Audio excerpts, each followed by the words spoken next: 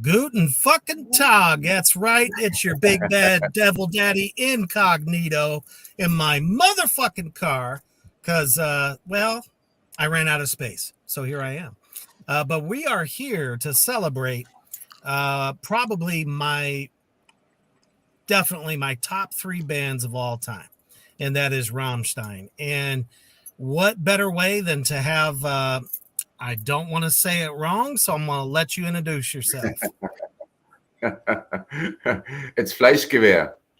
I appreciate you.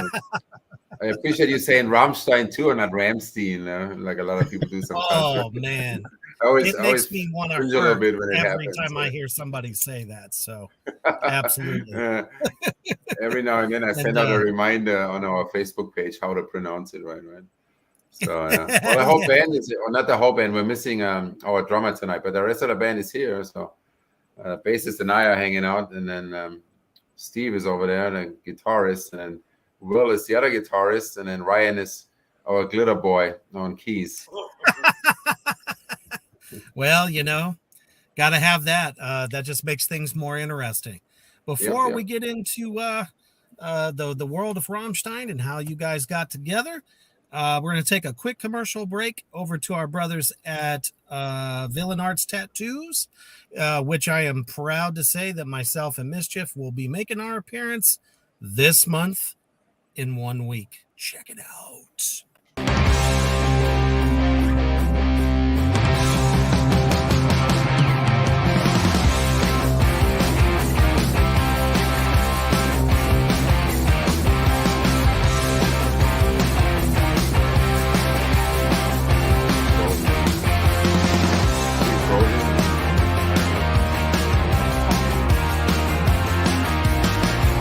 Move your head.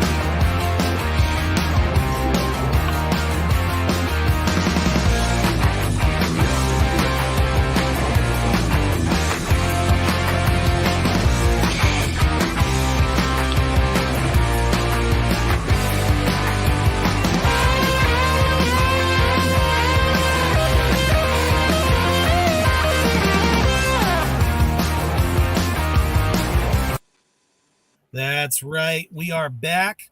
Like I said before, myself and Mischief will be at Denver. No, not Denver. Damn it. Kansas City. Man, we go so many places on tour. We tend to forget all the time. Looks like we lost part of us, unfortunately, but they'll be right back. All right. So how y'all doing tonight? Great. Good. Not too bad. Awesome. These guys I kind of discovered when I was in an industrial metal band back in, I think it was 2017. I met y'all the first time. Played down in Columbus. I forget the name of the place. I think it was called King's Forge or something like that. Avenue 5, probably. That's it. Yep. Like I said, I've played in so many different spots. And man, just was totally blown away by y'all. Just to give you everybody out there in I almost said the wrong name. Let me try that again. In Black Flame Land. Just how powerful these guys are.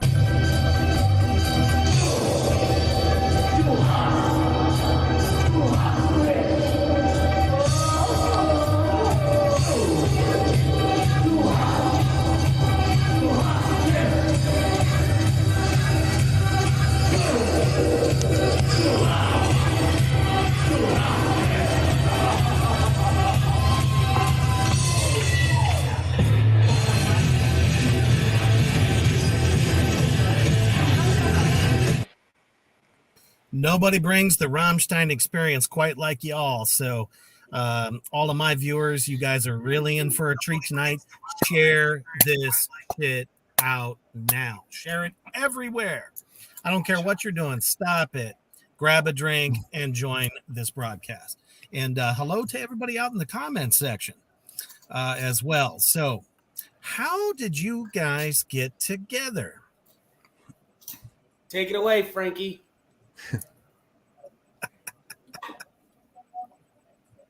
Uh-oh. We don't have their audio? Well, I'll get it started. Having some trouble. Me and Frankie, we worked together at he was my chef at a golf course, and we just started working together and hanging out and discussing music. And obviously, the first thing I asked him was, "Do you know that band Rammstein?" And he said, "Of course, I know Rammstein." And right. And we just started listening to it, and he started singing along to it. And I was like, "Dude, you sound a lot like that guy, you know?" And he's like, "Of course, I'm German." And I was like, "No, your voice actually sounds like the guy." And I went home and started playing around with it. I was real into System of a Down at the time, so I started playing around. I was just like, "Hey, I think I can definitely play this stuff." I was like, "You can definitely sing this stuff. We should make a band." And that's pretty much how it started. Nice. So obviously Frankie was already a fan of Rammstein. There he is. Okay. Yeah, as a German, right? I mean, I got introduced to it. Oh yeah, I think that's great. Though. Yeah, I got introduced to them, obviously, you know, right when they came out, right? I mean, they were all over, you know, the radio station and MTV back then in Germany, right? Of course. All my buddies were, "Hey, have you heard this new band, Rammstein?" Yeah, of course, right? I checked out Engel. I remember the video of Engel because it reminded me of From Dusk Till Dawn, right? They stole a couple of the sequences there, right? And I was like, "Oh, this is so fucking cool, man!" Whoa, right? So, yeah, I was a fan right away because it was different, right? It was metal music and industrial, and I've been a metal/industrial fan, you know, all my life. So I was like, "Yeah, this is actually pretty cool, right? What they're doing there." So. Absolutely. Definitely the darkest thing, especially I could definitely say for the States, was used to, I mean, we're talking, they came out, I think, 1995, and the first time any American audience ever heard Rammstein was on the David Lynch film, Lost Highway. Yeah. And that the title track, you know, is playing. And I remember, because I watched the film. I think I was like 18. Yeah, me too. I love it. Graduated. Yeah, watched it, and I mean, I was loving the film. And then all the fire blew up in the hallway. All of a sudden, you just jun jun jun jun jun jun. I'm hooked. Gotta know who the hell this is. Waited to the end of the film, watched all the credits, and there was the name. I was like, I gotta find out who these motherfuckers are. Man, it's been a love affair for me ever since. And you know, I always wondered, you know, could anybody do a tribute band for them? And, you know, until I discovered you guys, there was nobody that could do it. And, you know, as well as you do it. So thank you. It's a tall order. You guys are going on almost. Too, right? Yeah, right. Especially because of their big stage show. Exactly. All the pyrotechnics and the theatrics, but you guys actually kind of bring a little bit of that. As a matter of fact, I captured a couple of moments. Let's see here. So here's a picture, and even you try to do some of the different outfits that Till does. Yeah, of course, right? I mean, most venues, they shut down the pyros, right? The minute we introduce ourselves, they're like, "Yeah, you guys can play, but no fire, please," right? So we try to make up with them the theatrics, right? And outfits and whatnot, and makeup and whatnot, right? Those are the ideas, right? To at least copy what they're wearing, right? So I try to mimic Till to a T or whatever I can do, right? And the rest of the gang as well. Including gigantic penises. Yeah, like this one behind me, right? I mean, you know, everybody has to have a token phallus somewhere, right? Exactly. So did you happen to see yourself here almost 10 years later still doing this? Well, actually, not really, right? Honestly, if I look back now, Steve and I, right, were like the only two original members. And I was pushing him back then a little bit to play more shows because we had the idea, not to oversaturate the market. We only wanted to play like maybe 3, 4, 5 times a year, right? And I am the grandpa of the band, right? I always told him, I said, hey, I might retire soon, right? Let's get in as many shows as we can, right? And but I'm having so much fun, and I cannot see myself retiring anytime soon, right? And so we also have a couple of band friends in bands that are a little older, and they're like my role models too, right? I mean, if you look at the Stones, right? Look at Keith Richards and Paul McCartney, the Beatles, right? 75, 76, 78 years old, and they're still touring and doing it, right? So I think we got plenty of time to still do this, right? So it's been 10 years now that we've been playing out, right? And we established somewhat of a following now, right? People actually come to see us, and it's we've been growing a lot, right? It's a pretty good feeling, right? I don't think there's ever been a show that you guys didn't pack the place out. So, it's nice, the other thing. There's been a couple. Sorry. Yeah, the other advantage that we've had was like Rammstein didn't tour the US for like 10 years, right? So of course everyone was eager to at least get a piece of Rammstein, right? So we're only like a tribute band, obviously, and a small piece of it. But at least there was a niche for it for us, right? And we were like, hey, they haven't been here in 10 years, so let's do this, right? They came back last year for the first time in I don't know how long, but they finally toured the US again, right? And then everyone, a lot of my friends, they went too, and they were like, oh my God, we got to see them finally and all that, right? So, pretty cool. I wonder if they found the way to keep themselves relevant and popular by doing that, because most bands, as you know, they just keep going, album after album, and then things start to get stale. But it's like when they come back, the album's fantastic. Yeah. So they manage. They have a good management behind them, it seems, right? Because every time they come up with something, right, it has an impact, right, an immediate impact on everything, right? I remember the snippets of some videos sometimes, right? They only show us like a minute, and then say, "Oh, we're gonna come up with a new album," right? And everyone is blown away by their work. Then, right? Sometimes they disappear for 5, 6, 7, 8 years and don't do anything, right? And then come back with really solid work again, right? I mean, the band can speak for them too, right, Neil? I mean, those albums they came out with the last couple of years, right? We all like them. We're always happy when they come out with new stuff because that means we can play some new songs, right? Not just do Haas and Feuerfrei, right? That's like bands like man, while a lot of. Do you guys find that extremely annoying? I don't. I personally don't. People are always wanting to do Haas and Feuerfrei. Well, the band doesn't like to Haas anymore. They don't want to play it, right? But I tell you what, live, to me, it's one of my favorite songs to play and to perform because, I work the crowd a little bit, right? I get everyone singing along with me, and then it's a lot of fun, right? So we all headbang to it, right? And then what's not to like about that, right? When the whole place is going crazy, right? I mean, I don't like suppose practicing it. Right. There you go. It's like, you ask anybody in the U.S., hey, you ever heard of Rammstein? Oh, that song, Du Hast, right? I'm like, they got like 10 fucking albums. Learn another song, please. If it gets them in the door, Yeah, for sure. And, if you're going to cite that album, there are so many other great songs off there. Angle, Zensuk, the title track is still one of my favorites off that record. So as we just said, they have so many albums. How do you guys go about putting your set lists together? Oh, we lost them again. Shit. Well, the way we'd done it for years was every band member would just pick like 2 songs that they wanted to play, and we would learn them. And then of course we always have Du Hast, Feuerfrei, and Lynx. Those are always on the set list, and then we kind of build around it from Lynx there. Never gets old though. Yeah, and like I said, I don't like practicing Du Hast on a Sunday afternoon, but when we're playing it live, it is amazing because the crowd does love it, and that is the one song everyone knows. But recently, the set list we've been gearing them more around what Rammstein's doing live. Like we basically mimic their set list of what they're doing at the moment, which is why right now the song Rammstein is on our set list and Saints Up, which we haven't played for a while, so that's pretty exciting. So I guess my biggest question when it comes to that, have you played anything off of Liebe ist für alle da?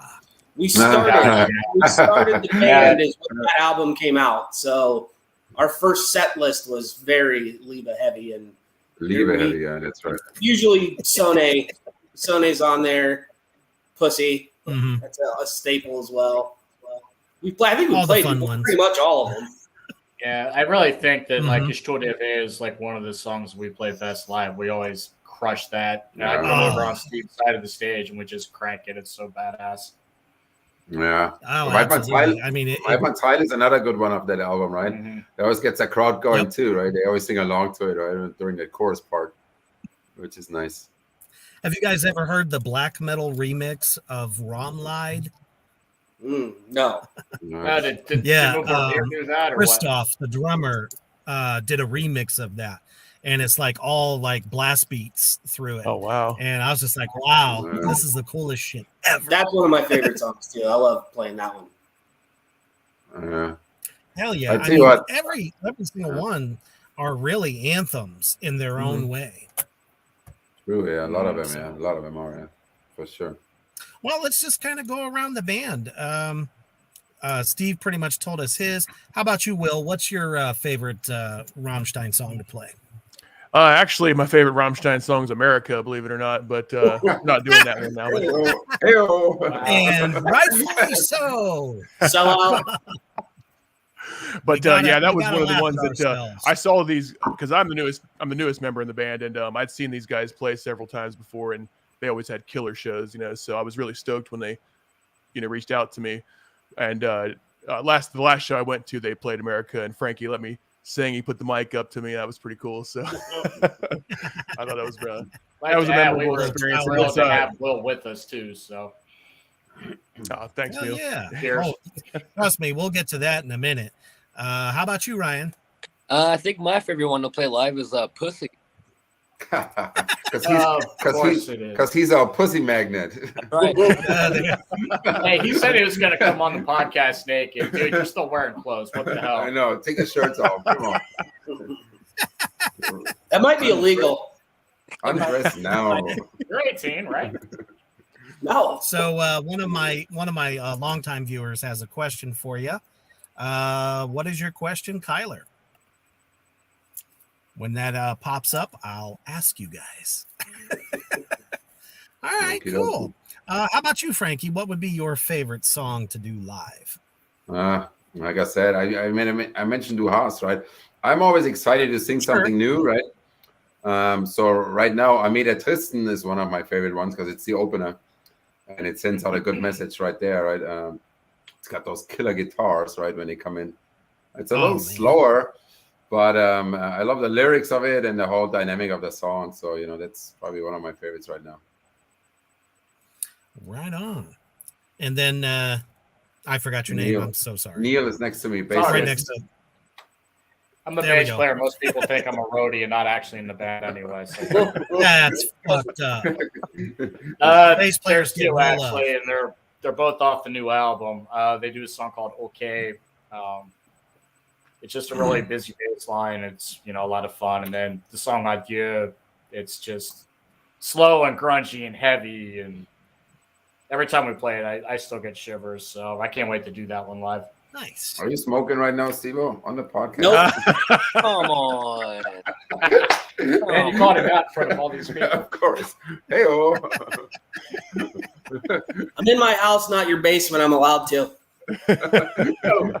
I really feel like I'm out of my element because usually I have a good whiskey with me, and I'm dry as a bone at the moment. Damn it! We got some whiskey here in Columbus, Ohio, man. Yeah, I actually left Ohio 2 years ago. So I'm out here in the Midwest now. It's definitely a much better vibe. I don't know how far out you guys have toured yet or played other states, but Midwest is definitely people go and want to see live shows. So how far have you guys kind of went? Obviously from Ohio, it's kind of like a midpoint to the East Coast. So have you come out west at all, or any plans for that? Well, actually, we played in Chicago in 2019 at the Forge in what's it called? Joliet, how to pronounce it? Joliet, yeah. Oh, Joliet, yeah. Joliet, yeah. Land of the Blues Brothers. Yeah, the Forge, yeah. It was exactly. Venue, yeah. We played there, and then we played a couple times. We played in Akron, Ohio, and then also Cleveland, right? We played at the Fantasy Club, the world famous Fantasy Club in Cleveland, right? I think 9 Inch Nails played there, right? They started out there, right? And a bunch of other bands, right? It was really cool. Huh? They invited us Marilyn up there. Manson played there before he got right? big. So definitely been doing some traveling, and if a good offer comes, I always say that to people, right? If you want us to come, play in your city, you gotta pay us, right? Pay the expenses, and then we'll come and play, right? Yeah, and that's where a good manager comes in. Yeah, exactly. So let me see here. So Kyler says, what is your favorite Rammstein song, and what draws you to that song? I don't even know if he even wrote this right. Maybe you guys can decipher. I love Donaukinder and Stein um Stein. Stein um Stein, yeah. Yeah, that's a good one. Both of those are up there for me. Yeah, they're both great songs. We've been playing both of them live a lot, right? Actually, Stein um Stein we just got rid of it. Like, what was it, 2 lists ago? Yeah, maybe for Kyler we need to put that back in. Yeah, those are 2 great songs. Yeah, Kyler's out in Virginia, so if you guys want to, go over to Virginia, he'll be there. He'll roll out the red carpet for you. We can go there. We got bad. You need to set it up, hey Kyler. Just set it up, man. Exactly. That's one of the things I was. Hell yeah! I had a Black Sabbath tribute band on my show about a month ago, and I'm like, there's no reason bands like you guys, especially yourselves, people are hungry for it. I'm telling you. You'll probably sell out just about every place you go. As long as, obviously very good at those songs, and you guys nail it every fucking time. Not just from when I saw you guys perform, but even just, they have a YouTube channel, so check them out on YouTube as well if you want to see some of those live performances. There are promoters looking for bands like yourselves all the time. So I think, that is definitely good tribute bands don't get enough spotlight.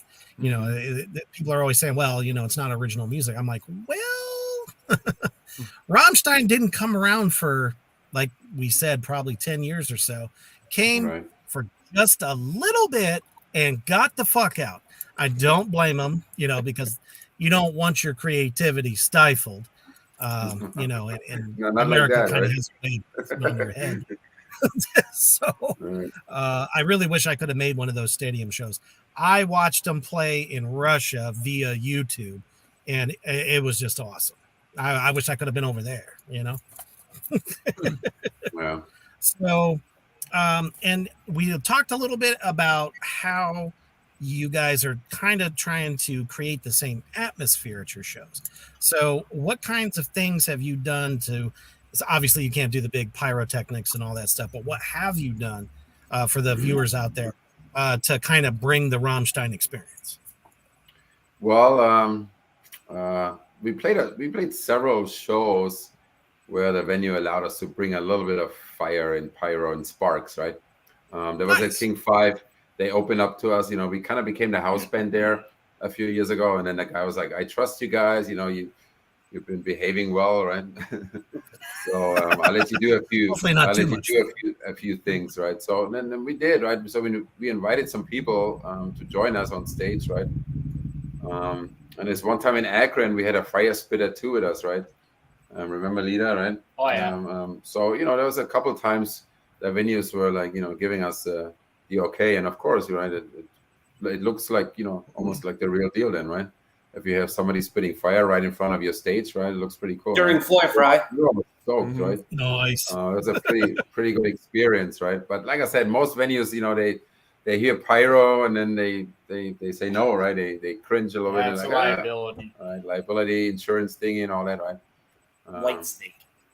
Yet they want to make money. Oh, it was Great White actually, right? The band. That's like why the band is going to pack your venue out.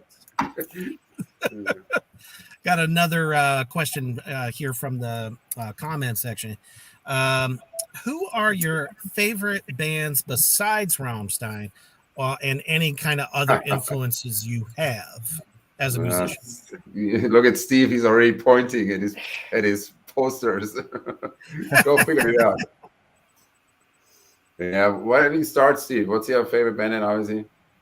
Yep. I always say 1 and 1A is Zeppelin and Nirvana. So I was definitely more into the classic rock grunge stuff. Wasn't until, like I said, I got into System of a Down, a little bit heavier stuff, and then started playing it, and it was so much fun to play, and that's what kind of got me into the Rammstein too. Is just how much fun it is to play. So Gojira is out for you. Yes. Awesome. Nice. Next. Well, for me, it's mainly. I'm a huge Iron Maiden fan. Queensryche, Judas Priest, that kind of. Yeah, that's way in my wheelhouse. But Nice. newer stuff. I'm into like Scar Symmetry and a lot of the Swedish death metal stuff. Yeah, I'm really into that stuff. Progressive stuff. Something about Sweden. Some of the best man. fucking music in the last 10 years comes out of there. Every It's time, fucking man. crazy. It's something in the water over there. It is, man. Or the snow. For sure. Me, How about you, Frankie? Yeah. Oh, okay, then I thought. Over to Ryan. I tell you what, my favorite band of all time is Depeche Mode, right? Nice. When I was like 16, 17, and they came out with their electronic shit, right? I was like, the fuck is that, man? This is so fucking cool, right? I couldn't believe it. And I stuck with those guys now, right? They just released another new album, right? And it's fantastic. And it's been like 40 years. So they had a big influence on me, like, musically and all that. But I also like Will said, right? I'm also like a metal fan, I saw Maiden, right? Judas Priest, except from Germany, obviously, right? Those bands, right? Oh, they don't get enough love. Yeah, and then I like The Cure, of course, right? Sisters of Mercy, those goth bands too, right? They had a big influence on me too. Oh, hell yeah. Did you ever get into the Scorpions? Yeah, for a while, until they came out with Winter Change, right? And I was like, so as soon as they came out with they're Light, dead to me now. they were done for you. That song was too late, man. I feel that. Well, I don't know. Maybe they felt that they were able to get like a lot of new listeners that were not into them, and the money, obviously the money. Money is always a motivator for bands. Those power ballads were so popular in the 80s, right? So let's come up with a few, right? So, and Neil, for the hair bands, those fucking assholes. It was definitely not a Poison, Warrant, Wasp. Wasp at least had fucking attitude. They didn't look like a bunch of chicks up there. What about Motley Crue? How do you feel about Motley Crue? If they would have stuck to their original plan with the first record, oh yeah, then I would have loved it, because there's a couple songs off of the Shout at the Devil record that's okay. Right. They didn't actually come back with balls until Dr. Feelgood. And then everything just kind of they got super popular again all of a sudden, and they just kept making shit rock songs, in my opinion, until Vince Neil left the fucking band, and they got in a guy named John Corabi. That album, so underrated. What a great fucking record. But yeah, they need to stop. They got to stop. Just like Guns and Posers, they got to stop too. Damn it. It's hard, man. I'd much rather see fucking AC/DC. Yeah, it's hard to leave the grand stage, though, right? It is, and I feel that. But some of them probably are on, marriage number 4. They're paying alimony and child support out the ass, so they're like, oh shit, yeah, I'll go out there again. I don't know if I can fit them leather pants though. But moving on. More Neil. influences.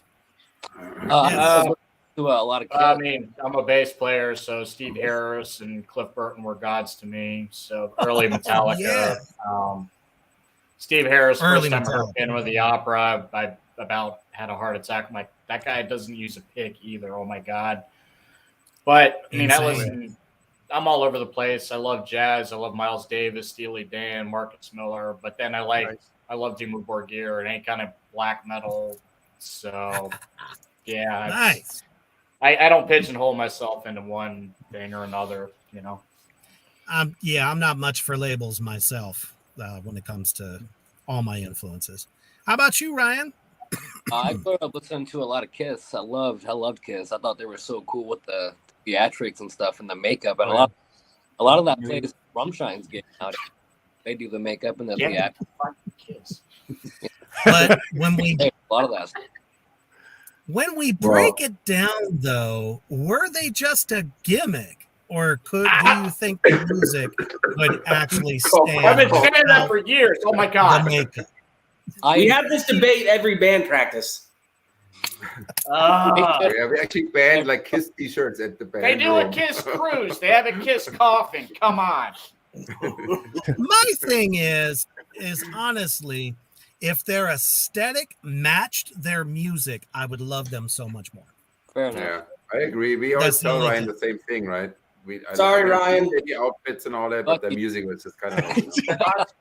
Their contribution. Although I really must say though, Ace Frehley is a damn good guitar player. I love Ace Frehley, one of my all-time favorite guitar players.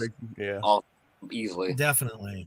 I like his solo stuff. I know he just came out with a solo record that was pretty fucking good. So. Yeah. All his solo stuff. So it's like all these, influences kind of. I bet you. Do you think it comes out on stage? Oh yeah, for sure. When you're playing, even though you're playing Rammstein songs, like maybe it's Attitude or. Definitely, yeah. Yeah. Yeah, one of my big things is I got, because when I watch bands, and one of the things I liked about FleischgewehR a lot was, is people doing stuff on stage, really putting on a show. I think that's a huge part of the show, which is why I think Kiss was so cool too. I'm with Ryan on that, but but I mean, like I said, it's a big part of the show. Nobody wants to go see everybody just standing around, So I mean, for me, and honestly, a big influence for me was, believe it or not, the movie Purple Rain. I watched when I watched Prince and his band and what they did on stage, moving around and stuff like that. I saw that. I said, man, that gives me a feeling. I have to do that. When I'm on stage as well, because I know that everybody else feels that kind of a thing. So I think that's huge. Absolutely. No, I can dig that. And we kind of touched upon this before, just how strikingly similar, Frankie, your voice to Till. And that's kind of like one of the biggest, things about Rammstein that's so recognizable. Do you get that a lot? Do people, tell you, you're just sound just like them? It's funny you mentioned that, right? Because as Steve mentioned earlier, right, I had no idea, right? I just sang along to the songs all the time until he pointed it out and said, you kind of sound like that guy, right? I was like, yeah, I don't know, really, do I? And now, sometimes we when we pick up new songs, we play along to the song, right, at the band. Mm-hmm. Oh, here we go. We're still on, yeah. Yep, and then so I sing on top of Till's voice, then, right? And then sometimes the band tells me we couldn't tell which one is who, right? But nice. So I guess it's a compliment, then, right? Oh, sure, absolutely. Are we frozen again? Looks like everyone is frozen again. Move a little bit. There you go. Steve looks all frozen. So there we go. Looked like everything froze for a second again. Yeah, I mean, it's just like Typo Negative and October Noir. The lead singer of October Noir strikingly looks and sounds just like Peter Steele. So, and it's obviously fans. Guys. Oh man, the fans, are just they're following them literally everywhere. Absolutely. So I don't know. I guess I just got lucky, right? Have like the same tone of voice, I guess, right? Until. Do you get a lot of fans that are really? We're frozen again. Basically saying the same thing. Bad connection. Are we frozen? Oh no! Frankie. I don't know. I'm good. I'm good. Yeah. Frankie. I was gonna say everybody else is doing well. That basement connection is. Yeah. Penis is taking up all the bandwidth. So, Steve, would you say that the crowd responds to Frankie's voice in that same? We're back, right? Yeah, when you have a dude that's 6'7" with makeup on, staring at you and screaming in your face, it generally gets a good response. Yeah. Which actually, Till is not a very tall guy, from what I understand. No, he's but stocky. He's beefy. I think he was a swimmer, right, Frankie? He's ripped. That's right. Yeah. Or he was, yeah. Yeah, was ripped.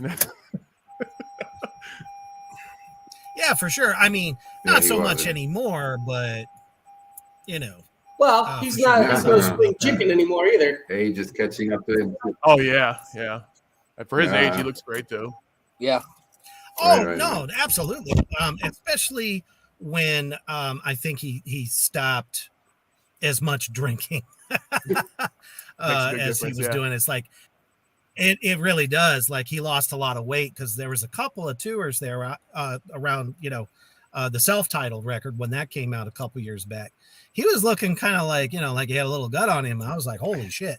And then I started, I read a lot of fucking interviews and reviews and stuff, and they're like, yeah, he had a real bad drinking problem. I was like, that might be why he knocked the guy out at the hotel over his lady. Might have been a little too much on the sauce. That's okay.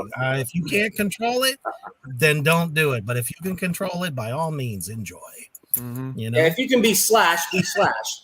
I don't know how he's fucking moving around. Anyone that takes a bottle of Jack Daniels like that all the time to the head, it's like, how are you still breathing? I mean, look at us. And plays better when he's like that, which that makes no sense. Because I don't. That is so fucking true as well. I agree 100%. Hell yeah. Let's see here. So, what are your plans for the future? Take over the world. Uh-oh. Stop the fucking war. Thought we were frozen in time for a second. No, we're not. I mean, we don't really make plans, right? We just take things as they come, right? And we got a couple of shows lined up for this year, right? So the next one is actually this coming Saturday. We're playing at Germania, which is a German club downtown in Columbus. Oh, nice.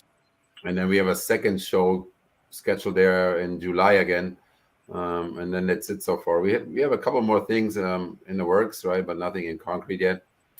But again, like we said earlier, we don't want to oversaturate and play out every weekend, right? So we play like every 3-4 months, right? We play a few shows and then that's it. No, that makes sense.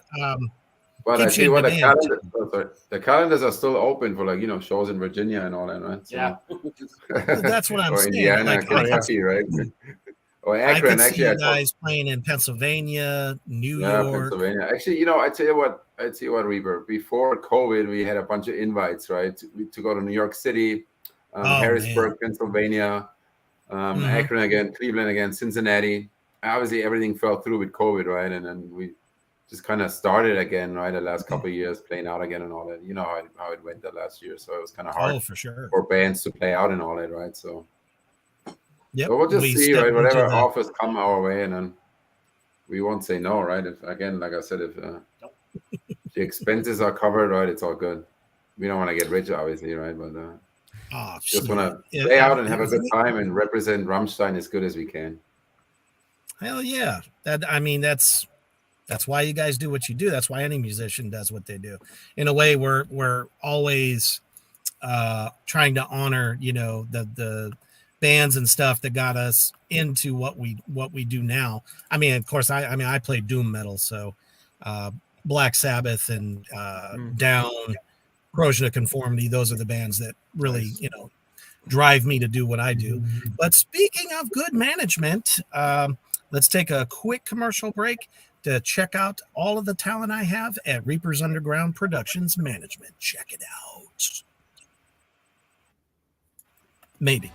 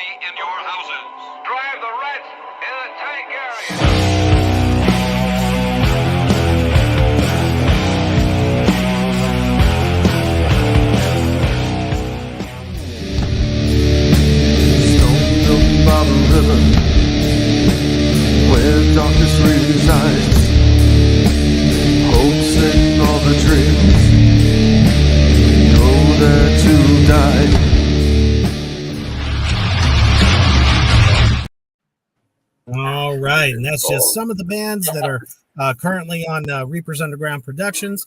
So any bands out there that are looking for some management and promotion, definitely check me out. All right, so as we bring it to a close, guys, what would you like to say to your existing fans out there and all the fans you've made here tonight? Well, I'll tell you what, you know, we've been doing this for 10 years now, and I call them the followers, right? And I tell you what, over those 10 years, we built some really great relationships with people, and I'm so grateful. We are so grateful that they're coming to the show, supporting us, right? I make sure I talk to everyone afterwards, right? We take photos with everyone, and, you know, it's really, really getting to know those people too. And actually, some of them we became friends with, right? So it's been so positive, this whole project, right? Those 10 years. So I am nothing but grateful because, like you said earlier, it's not my music, right? It's somebody else's music that I'm only singing, right? And performing. But yeah, we're super grateful for, you know, bringing it to life. Followers that we have, right? Hell yeah, absolutely. I definitely, like I said, I absolutely love you guys. I must have you back. You know, definitely keep us here at the Underground informed of all the shows and stuff you got coming up. Appreciate you taking the time. Sorry about the little bit of technical difficulties at the beginning, but we got there. So thank you all so much. And thank everybody out there in Black Flame Land for, you know, stopping by and checking this out, and definitely let everybody know, share this out. But the most important thing is stay heavy.